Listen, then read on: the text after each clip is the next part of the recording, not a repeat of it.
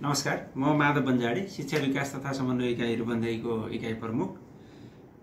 हामी राष्ट्रिय परीक्षा बोर्डबाट 2081 सालको एसई परीक्षा सञ्चालनको पूर्व तयारीको अवस्थामा छौं। यही चैत्र 7 गतेदेखि 17 गतेसम्म एसईको परीक्षा सञ्चालन हुनेछ। खास गरेर साधारण धारतर्फ चैतको 7 गतेदेखि 15 गतेसम्म चाहिँ परीक्षा चल्नेछ र प्राविधिक धारतर्फको थप 2 दिन परीक्षा चल्नेछ। हामीले रूपन्देहीको एसई परीक्षाको सन्दर्भमा लगभग सम्पूर्ण तयारीहरू पूरा गरेका छौं र अहिले परीक्षा केन्द्रहरूमा हामीले उत्तर पुस्तिकाहरू पुर्याउने काम गरिरहेका छौं र प्रश्नपत्रहरू सम्बन्धित प्रहरी चौकीहरूमा पुगिसकेको छ। यस वर्ष हामीले रूपन्देहीमा 60 वटा परीक्षा केन्द्रहरू कायम गरेका छौं र प्राविधिक धारतर्फका परीक्षार्थीहरू 2टा परीक्षा केन्द्रमा हुनुहुन्छ। एउटा भैरवामा छ र अर्को चाहिँ बुटोलको एउटा केन्द्रमा चाहिँ प्राविधिक धारतर्फका परीक्षार्थीहरू रहनेछन्। यस वर्ष रूपन्देही जिल्लाबाट 346 वटा स्कुलहरू परीक्षामा सहभागी हुँदै हुनुहुन्छ, जसमध्ये सामुदायिक विद्यालयहरू 176 वटा सामुदायिक विद्यालयहरू र संस्थागत विद्यालयहरू 170 वटा गरेर 346 वटा चाहिँ स्कुलहरू यसमा समावेश हुँदै हुनुहुन्छ।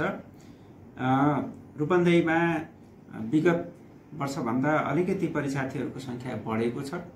करिब 3280 परीक्षार्थीहरू गत वर्षको भन्दा चाहिँ वृद्धि भएको छ र जम्मा करिब 22,975 जना परीक्षार्थीहरू चाहिँ एसईको परीक्षामा सहभागी हुँदै हुनुहुन्छ पर्सिदेखि।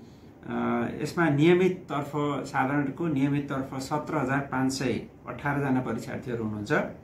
त्यस्तै साधारण धारतर्फै ग्रेड वृद्धि चाहिँ यो पुरानो नयाँ ग्रेड वृद्धि सबै गरेर 4,939 जना परीक्षार्थीहरू हुनुहुन्छ र टोटल साधारण धारतर्फ 22,457 परीक्षार्थीहरू र प्राविधिक धारतर्फ 518 जना परीक्षार्थी गरेर 22,975 परीक्षार्थीहरू चाहिँ सहभागी हुँदै हुनुहुन्छ र हामीले जिल्ला परीक्षा समन्वय समितिको बैठकबाट निर्णय भए अनुसार जिल्लाका सबै केन्द्राध्यक्षहरूको चाहिँ ओरिएन्टेसन कार्यक्रम अभिमुखीकरण कार्यक्रम सम्पन्न गरिसकेका छौं।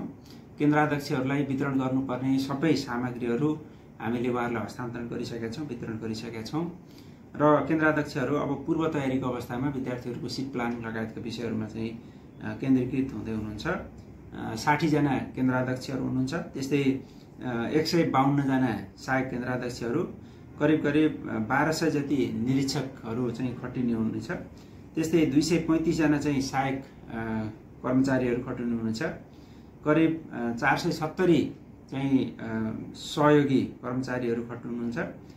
यसरी हेर्दा लगभग 2100 जति हामी चाहिँ जनशक्ति परिचालन गर्छौं, सुरक्षाकर्मी बाहेक अरू जनशक्तिहरू।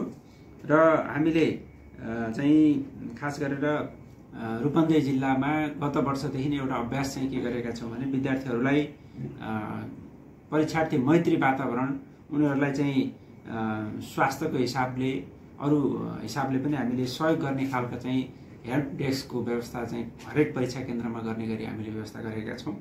त्यस्तै हामीले जिल्ला स्वास्थ्य कार्यालयसँग समन्वय गरेर र स्थानीय तहहरूसँग समेत समन्वय गरेर हरेक परीक्षा केन्द्रमा स्वास्थ्य डेस्क हेल्थ डेस्कको व्यवस्था र त्यहाँ स्वास्थ्य कर्मी र प्राथमिक स्वास्थ्य उपचारको समेत व्यवस्था हामीले चाहिँ हरेक केन्द्रहरूमा गर्ने व्यवस्था गरेका छौं र यस वर्ष एउटै परीक्षा केन्द्रमा सबैभन्दा धेरै चाहिँ 658 जना परीक्षार्थीहरू रहनु भएको छ, जुन चाहिँ जिल्लाकै सबैभन्दा ठूलो स्कुल भनौं यो एसई दिने धेरै विद्यार्थीहरू भएको शान्ति नमुना माविको परीक्षार्थीहरू त्यहाँ चाहिँ रहनुहुनेछ।